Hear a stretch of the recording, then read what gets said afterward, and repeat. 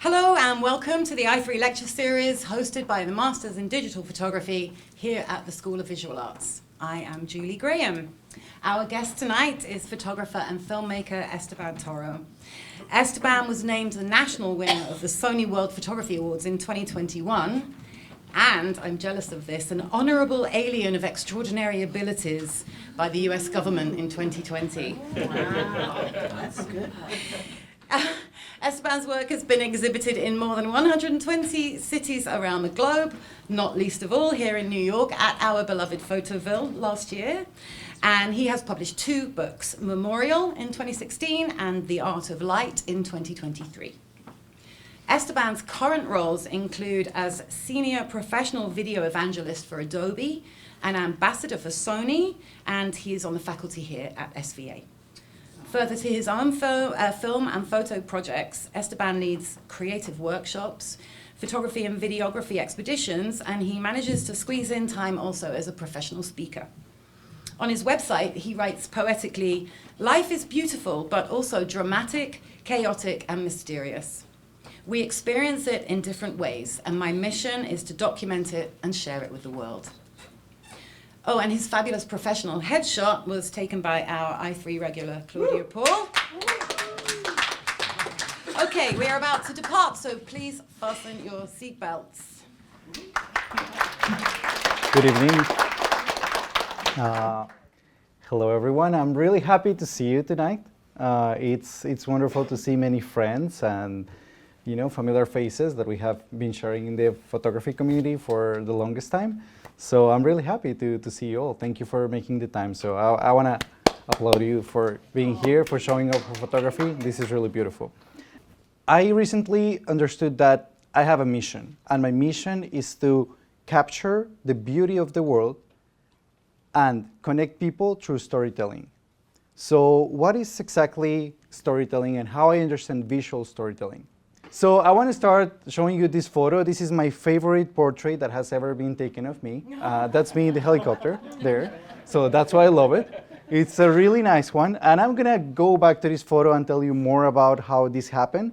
But I just wanted to start it, by a photograph that inspires you. To me, photography is all about inspiration.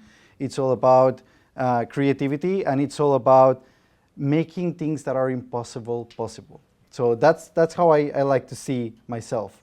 Now, what is exactly visual storytelling for me? Visual storytelling needs to be impactful. It needs to impress you from the first image that you see. And this is exactly what happens with photos like this. It provokes you. It makes you think like, what is happening there? Who is this person? Why is he photographed that way?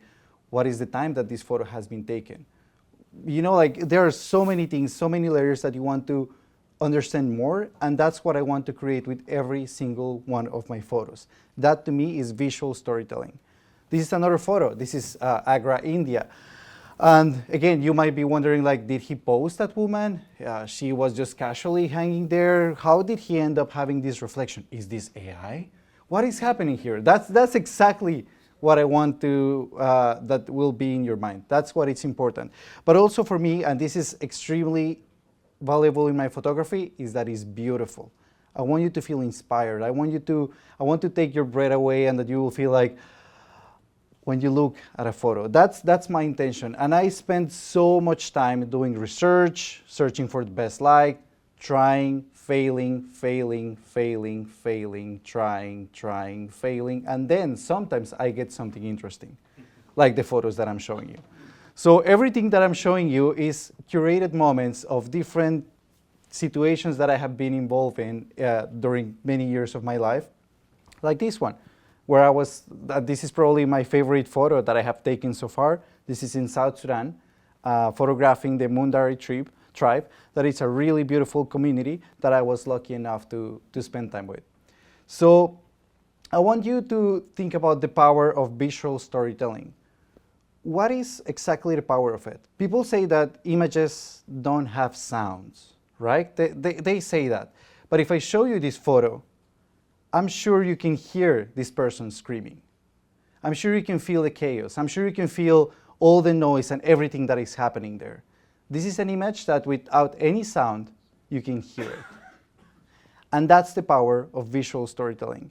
To be there, I had to prepare many things. I had to make sure that I was researching, that I was understanding where I was going to go, that I was protecting my camera. And yes, my camera got color powder, water.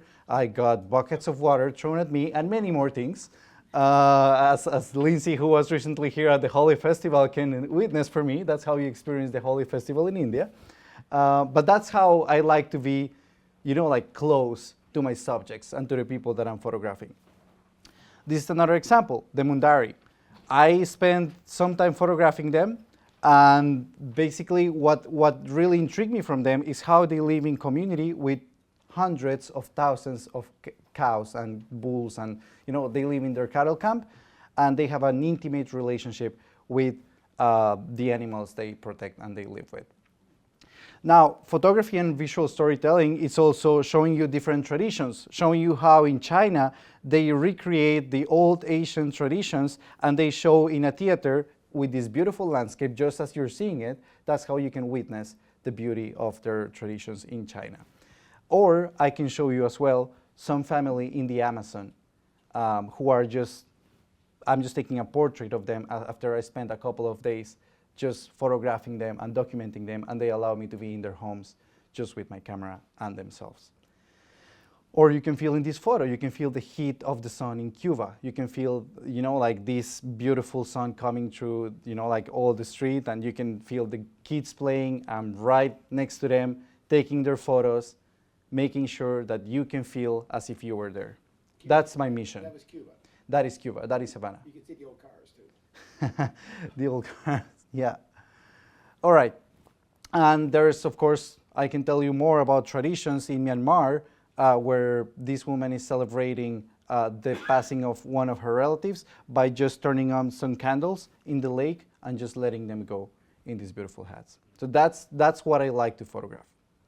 Now, documenting remote lives and landscapes definitely has a huge ethical responsibility, and there are more things that I want to tell you about it. I was in Namibia, and this is the beauty of the landscape of this incredible place that I know some folks here have been there and love this location. And when I was in Namibia, I wanted to photograph the Himba community. They are a really small community, a little bit nomadic, semi-nomadic, I would say, that live and move around different places, and I had to follow them. So when I discovered them for the first time, when I reached out to them, they were really shy. They were a little bit, I would say, afraid of me and my camera, especially the younger kids. And I really wanted to photograph them. I wanted to have a beautiful photo. So what I had to do in order to photograph them was spending time with them. I had my camera from the very beginning next to me. They will see me with my camera, but I wasn't taking any photo. I was just sharing with them. I was just connecting on a human level. And then I started, but as I'm sharing with them, I'm also studying. I'm a photographer, right? I'm an artist. I'm thinking like, what is the photo that I want to take? And then at some point I decide, this is the person I want to photograph. I knew it was her. So I asked her, can I photograph you? And she goes, she's scared. Of course, I'm a stranger. So what I tried to do is, all right, I'm not going to push. I'm going to wait. And I start photographing all her friends, all her relatives, every single person in the community, every day, and don't ask her for the photo again. And after she's like completely tired of like all her friends being photographed, she tells me like, what about me? And I'm like, all right, let's do it. And that's when I take the photo that I really wanted to take. This is the portrait that I wanted. And then she was completely open for me to be like, like take the photo that you need, let's move to this light, let's pose here, let's do this, just because I was giving myself the luxury of time and waiting, so I was able to photograph her the way I wanted. Now, the Mundari. The Mundari is another amazing community that, as I was telling you, I was lucky enough to photograph. They have this intimate relationship with their cattle. The way they see the cattle is the way we see money. Money help us to live life. Money help us to, like go through different relationships and understand, where we can go on vacation, where do we live, what do we eat. It's the same thing for them. So they take care of the cattle as if they were taking care of their bank account. That's how they do it. But also they have a really deep, intimate relationship in how they connect. They drink from them, they eat from them, they sleep with them. They are deeply connected. So I photographed them multiple times during, like sunrise, sunset. I will spend many hours in the desert also doing nothing. It was hot. Sometimes there was nothing to do, and I would just spend time with them trying to connect. And you can see, especially playing with the kids, like making sure that I was able to take some portraits, and playing in general composition, light, and waiting for the right moment to happen, curating those moments in life to take a single frame. And then after spending many days, and I was completely satisfied, I had already taken the photo that I showed you at the very beginning, that was the one with the kid climbing the tree. I was completely satisfied. I was leaving the tribe. I was driving back to the airport. I had a driver. I wasn't driving there. And then we were maybe like an hour and a half away from the community where we spent a couple of days.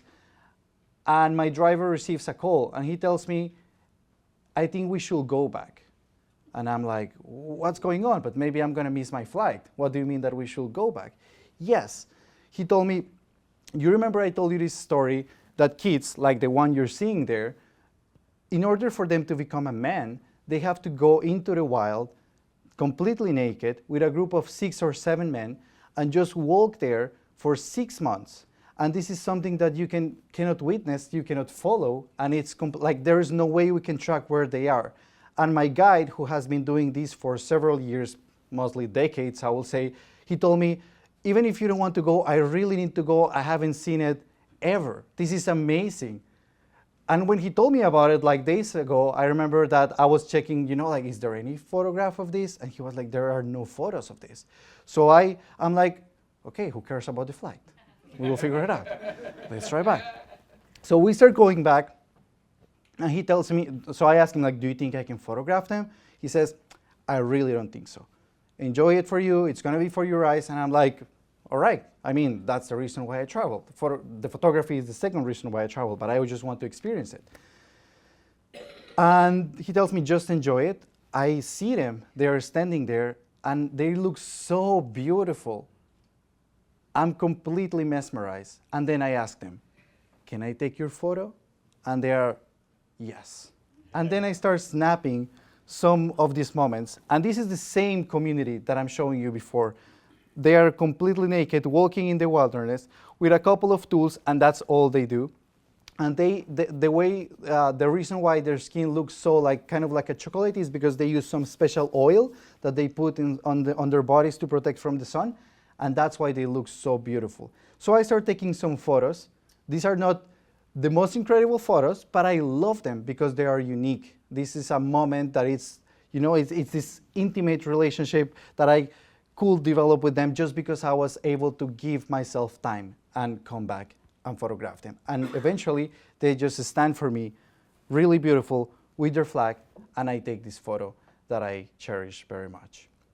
So this is the approach that I have to photography. I like to give myself time, I like to be there, and I like to keep my eyes and my ears open to everything that happens so I can actually photograph it. Now, the intersection between technology and art. I told you that I was going to come back to this photo at some point. So what is happening here?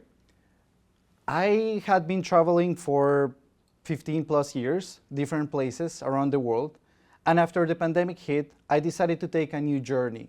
And I was called for an assignment that really got me excited. It was about flying different cities in North America and capture them from a helicopter, doors off, to produce different maps, like really high quality maps that I will do with photography. So this is one of the portraits that it's taken by my friend Nico Moreno. And he's in another helicopter taking photos of me while I'm on assignment doing these photos. This is one of the most difficult photos that I have coordinated. And I remember that I always think who owns this photo? like we were thinking about this, we were discussing with my friend, like, you know, like who owns this photo? Like we plan the location, but you press the shutter, so who is, you know, who's the owner of the photo? But it doesn't matter because it's all about the connection, the image, the power, the visual storytelling. Now, after that, and as Julie mentioned, I have the luxury of working for Adobe. And when Adobe called me, they said, we want you to help building connection between people and you know, our brand. So how do I do that? Well, I do it connecting with the community. So for the past almost 2 years, I've been traveling the country and different places around the world actually to connect with you guys, people like you who are creatives, who do photography, who do filmmaking, and try to understand how we can help you, trying to show and inspire how you can use technology to increase the power of the images that you already create. So I have been doing it for multiple places in multiple cities. This is in New York City a couple of months ago.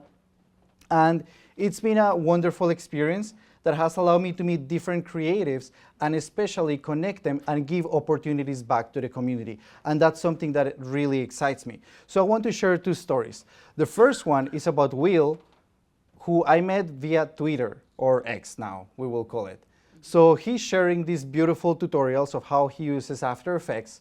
And he said, like, you know, I'm just gonna share these tutorials because I wanna do it. And then I discovered his tutorials, and randomly, by things of life, I was about to have an exhibition in Dubai, and the curator of the festival tells me, I'm looking for someone to teach After Effects and Adobe. And I'm like, I don't want to do it because I'm going to go on my own time, so I don't want to do it, but I can connect you to a friend who I know. So I connect Will, and I jump on the phone with Will. I said, like, hey, are you interested? And the first thing that Will tells me is like, Esteban, do you know that I'm 20 years old? And I'm like, so what? Your work is amazing. I don't care. Let's go. So the organizers flew him there, paid him for teaching, and it grew his career extensively. And this is something that I love, that I can help connecting people to different opportunities. And the same situation happened with my friend Nico, who I show you that he took the photo of the helicopter, and we've been working together for a while. He was the one teaching how to create, actually, and this will be really good for all of you here, how photographers can use video to leverage their photography and increase their social media presence. So he was teaching that workshop for free for photographers, and that was incredible. So, welcome.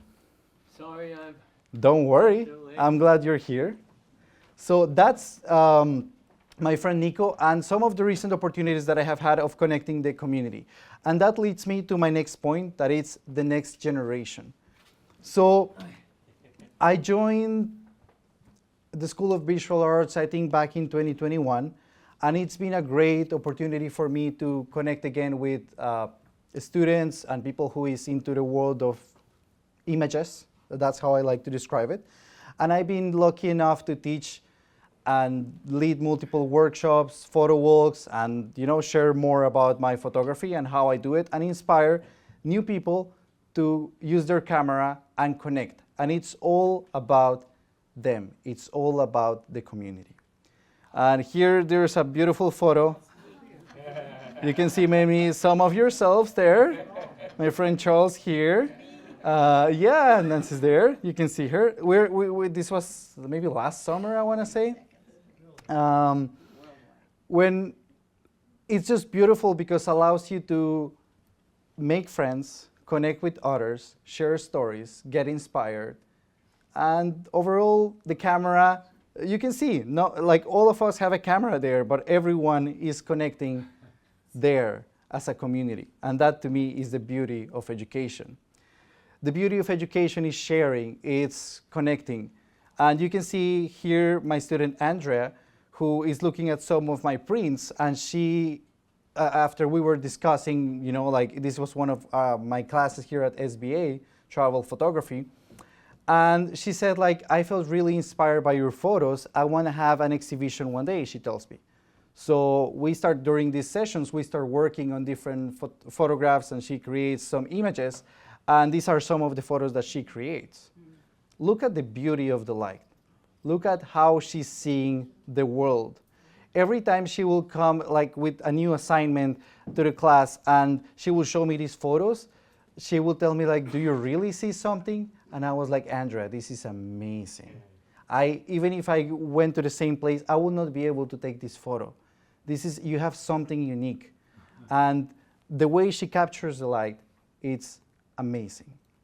So after some months, she had her own exhibition and she printed it and she was able to fulfill her dream. And that makes me really happy.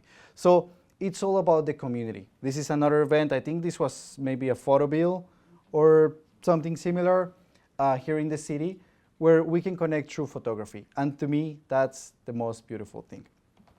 I am extremely thankful to the visual arts because it has helped me it has changed my life. Photography, filmmaking, and everything that involves creating images. One of the things that helped in my life is thanks to photography, I was able to move to this country. I was able to start a new life. And I was able, as Julie introduced me, to receive an incredible achievement from the US government that allows me to be here with you. So I know that some of the students who are here, and I know because I have been teaching here at SBA, might think how do I get to achieve my dreams through photography? It is possible. You have to work really hard. You have to plan a lot. You have to fail more than you will expect that you will fail, but eventually it will pay off. This is a picture of my wife and I before, in our last day before we moved to New York, coming just with 4 bags. And that's how it all started after many years of working in the visual arts field. Now, I want to share with you this really special moment that I experienced recently, and then we can talk a little bit more about it.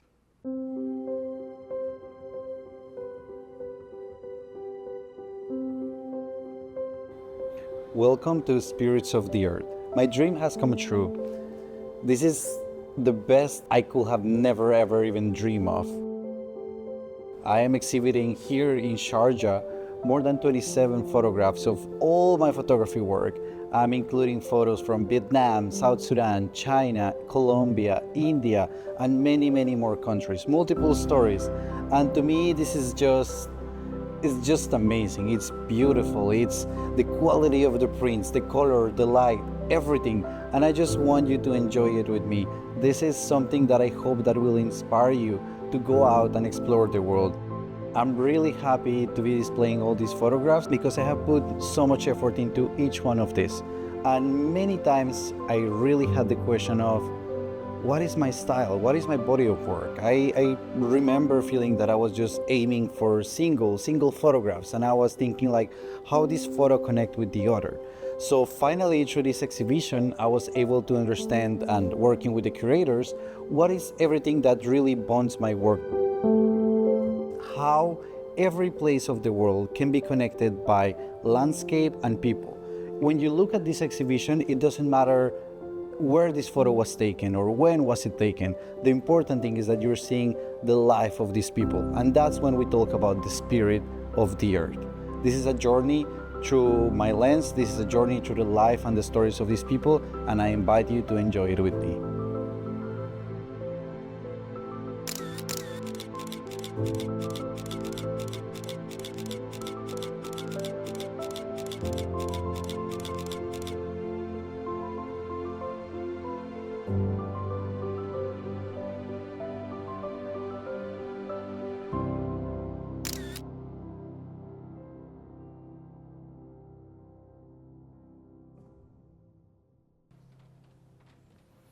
This was an exhibition that I had about 3 months ago, and probably has been the most beautiful exhibition I have had in my career.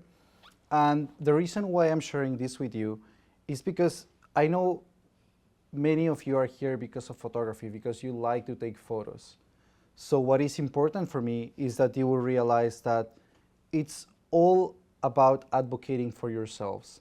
This will have never happened to me, living here, being here with you, or having this exhibition, if I hadn't raised my hand and said like, I want to be part of it. I want to be there. I want to do it. And the same way I did it, you have to do it. You have to show your work. I know how discouraging sometimes it can be to show your photos and maybe don't have enough likes. But it's not about likes. It's about showing. It's about the community. It's the same thing that I do when I go and visit any community around the world. I go and share with them. This is exactly what I'm doing here with you, and this is how you can do it as well.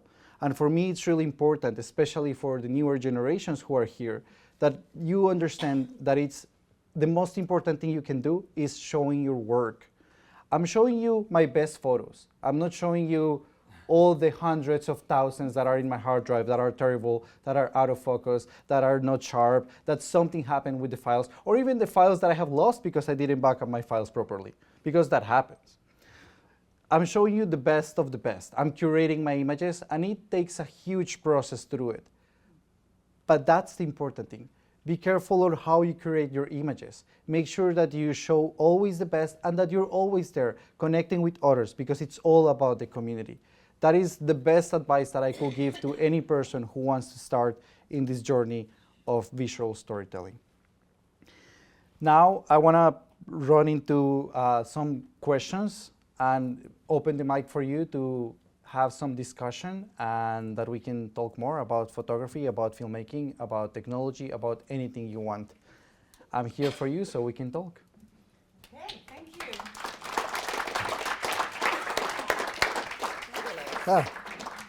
Hello, how are you? Thanks so much for the lecture. Amazing work. I have two questions, mainly about the Amazon project, actually. Yes. First, if you could tell us a little bit of how you prepared yourself to go there and do the work. And second, how did you approach the whole project, knowing that like many great photographers like Sebastião Salgado, for example, did an amazing job. How do you go to the, I'm going to go to the Amazon forest. How did you, I'm sure you try to bring something new, but how was that talk with yourself in terms of like approaching the project? Thank you for that question. That's really beautiful. Look, there are many things to what you're saying there. So how do I approach it, and how do I connect with the people? Can you still hear me if I move here, right? I don't like to. No, you can hear me. Oh, yeah, I have to be here. Okay. Oh, no worries. Tom. Tom. Everyone look at Tom right now, like Tom. Thank you, Tom. So how do I approach it? I think it's really, in a way, it's really simple. I don't prepare too much in the sense of what I'm gonna get. I try to be open. I try to research what other photographers. I don't know what's going on with my computer tonight. Sorry. I research, of course, what other photographers have done, and I take a lot of inspiration from that. So let me give you an example. Before I went to India for the first time, I remember seeing like Steve McCurry's books over and over again. I will literally, I couldn't afford to buy Steve McCurry books, so I will go to libraries and just sit there and look at all the photos and look at the composition, look at the four corners, look how he was composing, like everything. It was really important to me.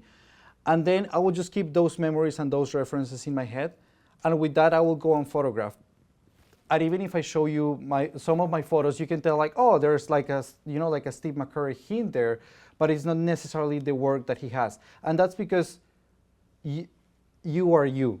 Your work is yours. Your experience, the things you have lived, the way you connect with humans, the things you might be interested in. So I have shown you some of the photos that I have been like in photo walks with other photographers, and people is taking photos. Everyone is taking photos of the same thing, but no one is getting the same image. So even if I could create images like Sebastião Salgado, that I wish, it's gonna be completely different. The approach that I have. I remember South Sudan has been photographed by Sebastião like many times, and his greatest books have been, like with his photos from there. And still my photos look different because I have an approach in color. I like color, and I'm obsessed with how I photograph color. So that's gonna be already a difference, technical difference. But even the fact that we have different, like eye is gonna make it. That's something that I really understood with time. It's not so much about competing with other photographers, but more understanding how you grow your own process, your own career. Recently, I landed today from my country, from Colombia. I was there a couple of days, and I found in my parents' house, I found a portfolio, my first photography portfolio, that I was super proud of. I was like, this is the best portfolio that I have ever had. And yesterday when I was looking at it, I was like, man, do I suck at photography. So it's my own process. I'm not competing with Sebastião, I can't. But you know, I'm competing with myself. How do I prepare? I research, I look at many photographs, I see what has been done, and I try to create something that I enjoy. That's my number one thing. Great, thank you. Okay, coming around to you, sir. Do you use Photoshop or other enhancements, or are they mostly straight? So that's a question I get pretty often. I have used Photoshop in my life, of course, but I use mostly Lightroom. I like to take are you familiar with Lightroom, Adobe Lightroom? It's like a version, so you have used Camera Raw, I imagine, in Photoshop. When you open a RAW file in Photoshop, it opens Camera Raw. Too straight. Oh, there you go. So yeah, I use Lightroom. It's an app from Adobe that they created for photographers. It's really, you know, it lets you like change like exposure, contrast, highlights, shadows, you know, like basic stuff.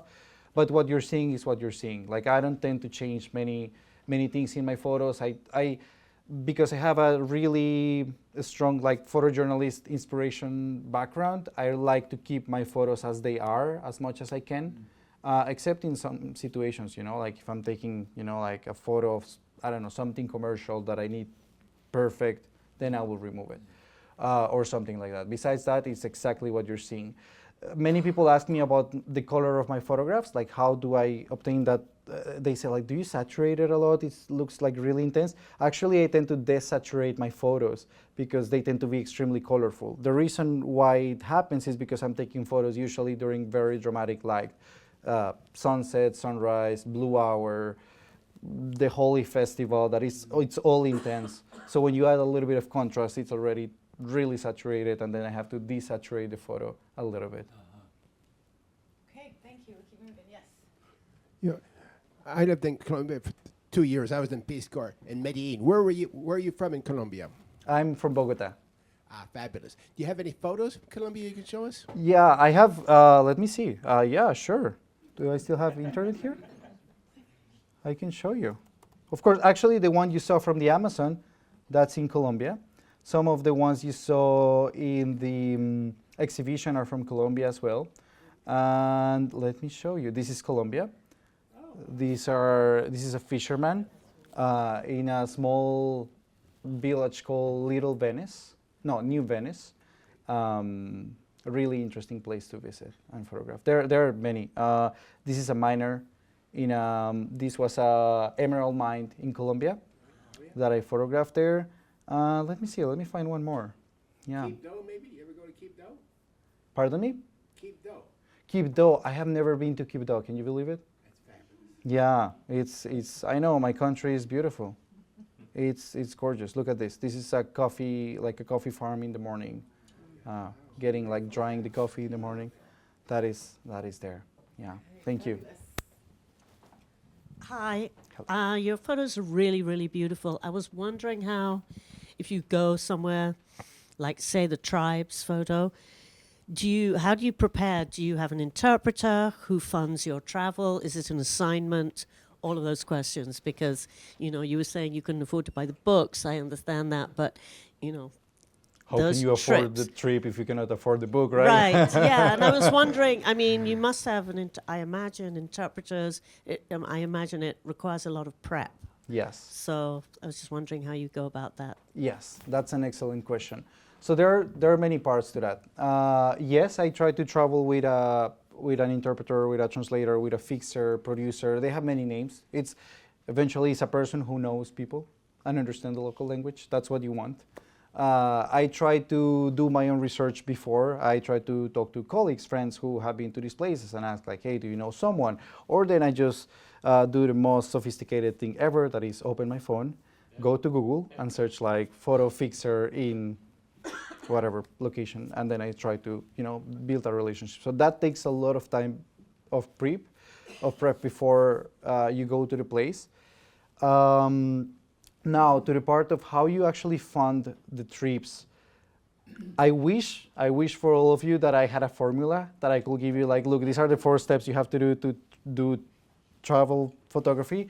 I got really creative. So my first trips were funded by me taking, like photos of people who wanted to be photographed. Like, like I want to have a beautiful social media photo. So yeah, sure, I'm going to take your portrait and I will save money, go for my first trip, pay it out of my own pocket. The photos were terrible, but I felt that they were amazing. And then I will be so confident that I will be showing it to people. Like, look, these are great photos. And probably they were like, they are not. But then, like maybe one person will believe in me and will be like, yeah, I kind of like it. Maybe you can, like do this assignment. And then I will do that assignment. And I will try to organize and coordinate and play things to actually, combine things together so I could travel and work while I was traveling. So I will collect like a bank of images that now have a huge archival of photos. And one thing led to the other, that I started collecting multiple images. My first trips were not funded by anyone, by myself. Literally with photography, taking photos of others, so I feel even embarrassed to say it. I don't know, I charged maybe like $25 for a photo shoot the first time, like for a 3-hour photo shoot that I will be like taking hundreds of photos.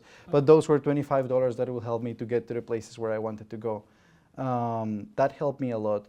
And over, like with time it changed. So then I started, like people will recognize my work and they will say like, okay, we want you to come here. Or then I got 4 years ago, I said recently, actually 6 years ago, Sony and I did a series, a film. They wanted me to photograph in 5 different countries and show how you can create photography work from preparing to actually like printing and showing it to an art collector and to an editor of the New York Times. So we created that series, and that took me on different, like trips around the world for a couple of years. So that was really nice. It's more like opportunities that start happening. And I know that's the question many of you might have now. I know Michael is here. I see him over there, and he's been like, he reached out to me maybe like a year ago, and he said like, I want to travel the world. So he decided to quit his job, took his savings, and went to Nepal. And we have to chat about how Nepal went. And I'm sure he got really nice pictures. And I remember we went for a coffee before, and I told him like, Michael, be ready that some pictures that you will take won't be as good as you think they are, and you will have to go back again, and that's how you do it. It's quite a journey. So there's not a fixed way to do it. It's more like hustling a little bit, I will say. Thank you. I have 2 questions. First of all, the exhibit you had was in the the United Arab Republic. Emirates, Was that in Abu Dhabi or Dubai? That was in Sharjah. Sharjah is another emirate. So they have Dubai is an emirate, Abu Dhabi is another emirate. So they have Sharjah. This is really interesting for all of you. This is an amazing space that has been going on for 8 years. So Sharjah is trying to become the cultural capital of the United Arab Emirates. So they are investing a lot of money in bringing photographers and filmmakers and creatives to show their work. So how it happened? We were literally reaching out people until we find the person who said like, yes, I like your work, I want you to travel, come and show the exhibition. So it's a little bit of that. But as I did it, you can do it. So don't be shy to do it. And another question, that tribe where the young men go into the wilderness, what is their age? I mean, the coming of age? 16. They're 16. Yeah. And what do? They go there for how long? 6 months. And do they hunt or do they what? The idea is that they will survive however they can. Oh, The idea is that they are completely disconnected from their like central community where their family live. So they go for 6 months, and if they survive, they are entitled to be known as a man and then get married and get some cattle and keep on in the process. Yeah. Thanks to you. The question at that point, were they a group? The additional question on Nancy's, which occurred to me, did they go out as a group? Yes, they go, and I think you saw a group of maybe about 12 or 13 people. So they are a small group, they go in this group and they try to survive, but many really don't make it after. We're worried about how they're surviving, so they should have some people. Yes. Yes. Esteban, the way you capture light is just impeccable. It's everything in all your photos. It's all natural light, I'm assuming. Do you use any additional lighting? Thank you for that question. Most of the photos you're seeing here in my portfolio in general are natural light. There are just a couple that I can actually pinpoint, like, for example, this one. I can tell you the story behind this one. I was with a friend. We were traveling together in the Amazon, and he was holding one of these LED lights, like really simple. He had it in his hands. I didn't know this picture was happening. What I noticed was that her little brother was coming out of her house, and when I noticed that he was coming like a little bit shy, I saw it, and I was with my camera, and I was like, something interesting is going to happen here. So I told my friend, turn on the light. He turned on the light, pointed there. And then the kid just decided to run away. And her sister just came out and looked for him. And that's when I took this photo. So it's a little bit of preparing. I try to travel as light as I can because, I don't know, I feel I'm a little bit lazy to carry flashes and tripods and stuff. I don't even carry a filter with me. That's the truth. Don't kill me, please, photographers. That's what I do. I just take my camera, and that's all. So. Yeah. Thanks. I'm curious as to when you're doing exhibitions and you have 200,000 photos, how do you narrow it down to the few that you'll be showing? Hire an editor, yeah. Yeah, actually, that will be a great solution. There are many photos that we are obsessed with because we have become emotionally attached to them because they were difficult to capture, because they mean a lot for us for some reason, but that doesn't mean that it's a good photo. Maybe it's a good photo for you, and that's completely valid, and you should, stand up for that photo, but another set of eyes will be, looking at your photographs really freshly and say, this is maybe not really compelling with the next photo that you're looking at. And with the exhibition in Dubai, we were working on that exhibition for 2 years with the curator. So first we started with 500 images, and then we started looking at the photos, and he was selecting a chunk of, I think, 150. And then from there, I selected a couple that I said, these are the ones that I want to keep. And he was like, well, half of the one you want to keep will go away. And I was like, oh, God, and that's how it happens. It's a dance between, different experts in the field, and I think it's important that photographers learn how to do it. And actually that takes me to another point that it's really interesting that I have noticed with filmmaking, and it's filmmakers are not so attached to their images as we photographers are. Filmmakers, a director will be filming something for 2-3 months, and then they will drop all the footage to an editor, or it's the editor's job to actually select what is worth to be in the final piece, in the final movie. Photographers, we are really attached to images. So I think that sometimes, stepping away and giving somebody else an editor and telling hey, help me to make a really compelling story helps a lot with creating the series. Hey, how you doing? Hey. I think your work is really gorgeous, and thank you for presenting today. Thank you.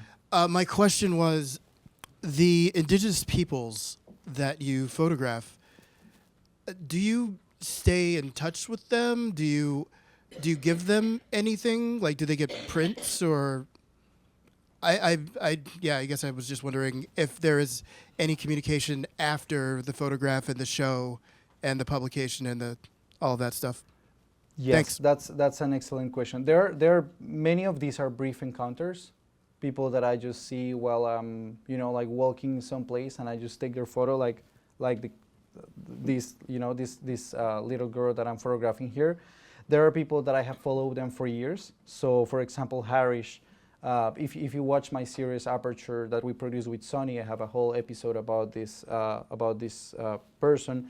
And I was photographing her for 2 years. I discovered her via Instagram, and then we stayed in touch, and I photographed her story until she unfortunately passed away.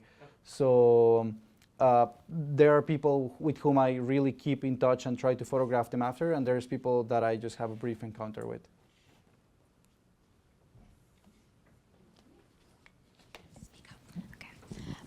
Just on the topic of like you going to these countries and communities with people that don't know you and you don't know much about their culture other than what you've learned online and resources, how do you show up and get them to connect with you and your camera? And and how do you get their support with you and your project that you're doing with them, especially since at first basis you're all strangers with each other? Yeah. Yes, that's an excellent question. Look, I think it's a matter of human connection.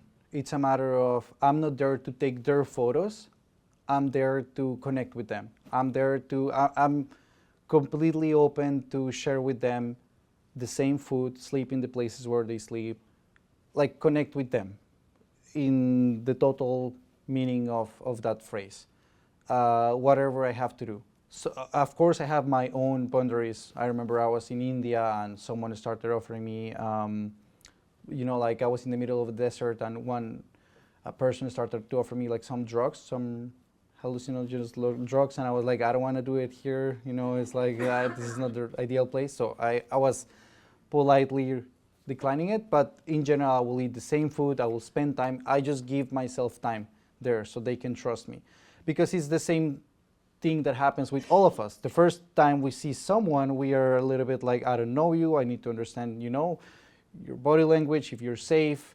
And then the more time you see somebody, the more used to you get to this person. So that's how I normally do it. I try to give myself time. That was the first question. You had another part of the question, but I don't know if... Just more so like with the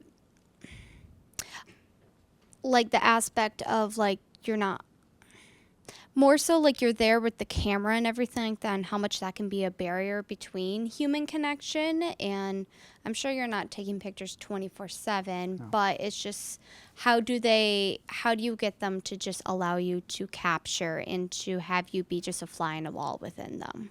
There is always someone who is a little bit more extrovert in the group.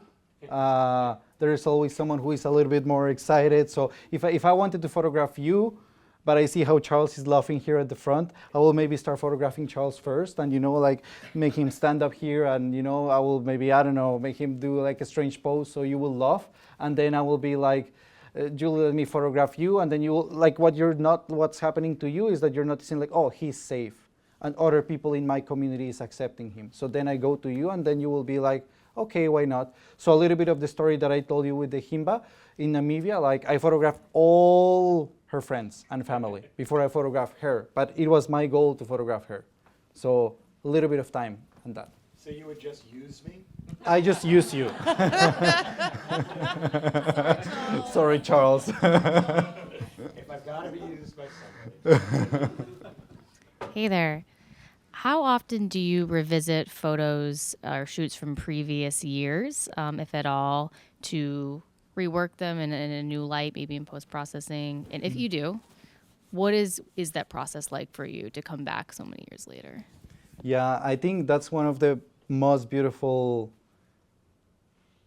parts of photography, I will say. So I try to take my photos, and the first post-processing that I will do will be like 6 months after I went to the trip, because I don't want to see them right away, because then I will be thinking, the composition is not so good, and I remember there was this person there, and I remember this thing was better, and this thing is annoying me. I just have it so fresh in my mind that I'm not looking at the photo, I'm looking at how I could make this photo better in my own perception, sitting from the desk which makes no sense. So I try to do the first pass 6 months after, and then I will do years after. That can be really like 5, 10 years after. And let me give you an example. Recently, my grandmom passed away, and I was looking for some photos of her to bring to her funeral. And then I found a photo that I took 9 years ago of my granddad when he passed. When he passed in his bed. And I remember taking my camera, and I was really hesitant if I should take the photo. Like, to me, it was a little bit like, is this right to do? Should I take this photo? He was already past there. And I took the photo, I never look at it. And the other day when I was looking for these photos, I just saw that image after 9 years. It's so beautiful, it's magical, it's peaceful. And I'm so happy that I took that image. So sometimes, you know, like the emotions of the moment don't really let you take a photo, but I still think you always have the option. You can take the photo and then you can decide whether you want to do something with it. I prefer to take it. Yeah, so years after. Congratulations on your beautiful exhibit. Thank you. It's very fine. I think I saw something on your website about 3D modeling. Is that the project you were doing out of the helicopter? Yes. Could you tell us about that?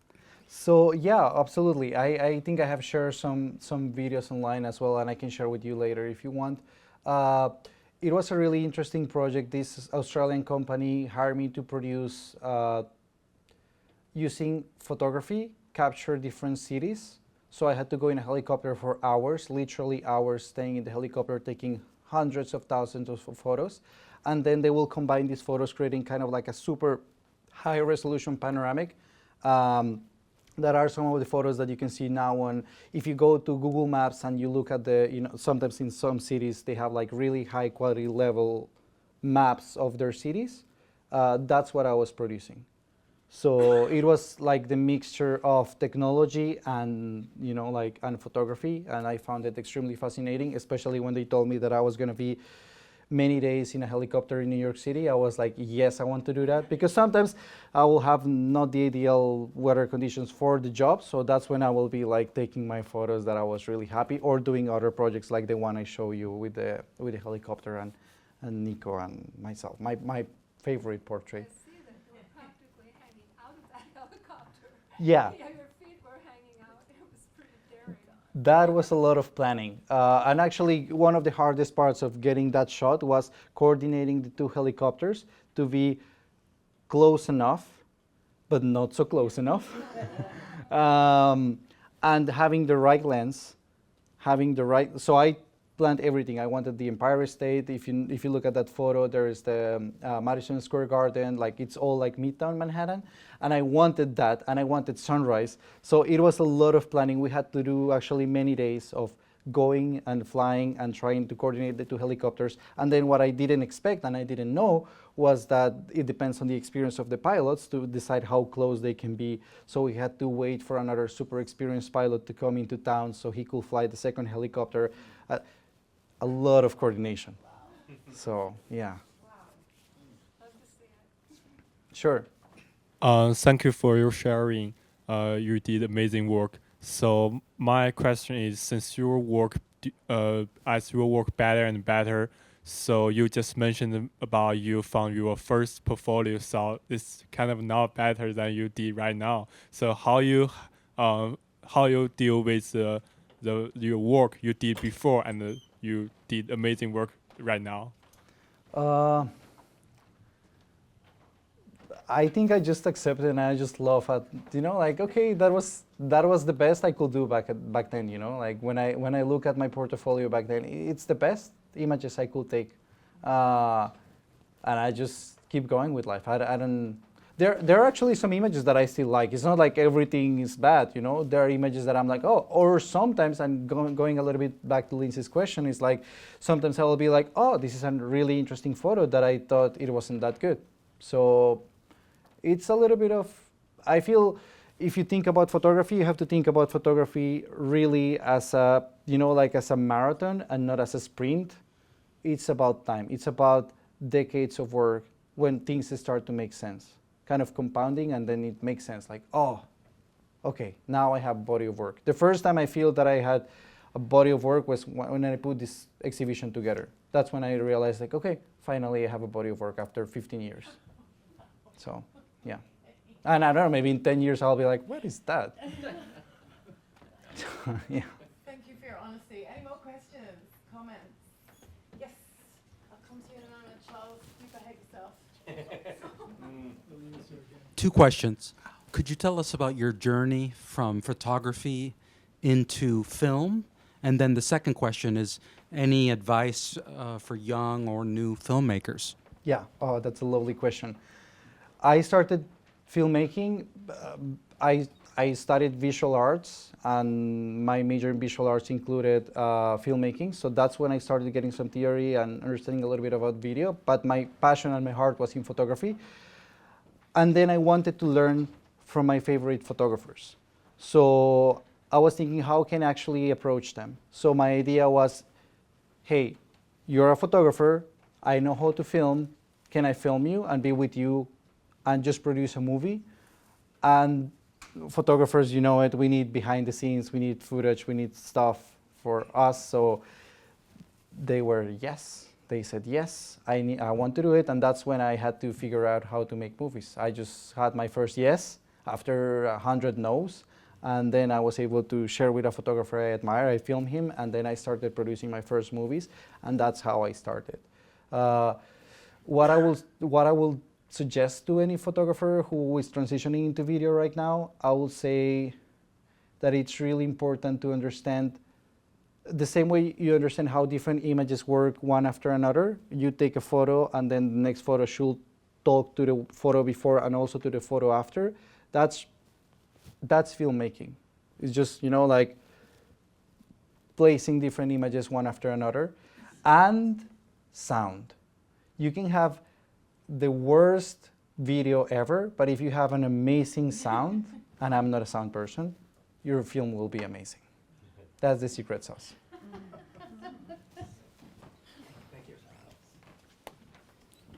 Hey, first of all, work just so stunning, Esteban, on a serious note. Thank you for your perspective on going through no until you get a yes. And thank you also for your perspective of fail, and succeed, because I think it's so important for all of us to keep in mind. My question is just a silly gear question. In terms of you mentioning keeping it light when you travel, preferred lenses? Yeah, I think it depends. When I was using Nikon, my favorite lens was the 1424 2.8, but when I switched, no, sorry, it was the 2470 2.8 Nikon. But when I switched to Sony, I started liking better the 1635. It's wide. Most of my photos there are taken with this wide angle. I just get super close to my subject. It allows me to show a lot. And it's very impactful also. Yes, right? Yeah. yes, that's I will say my favorite lens. Yeah, thank you. Thank you so much to everyone. Thank you, Tom. Thank you, Julie.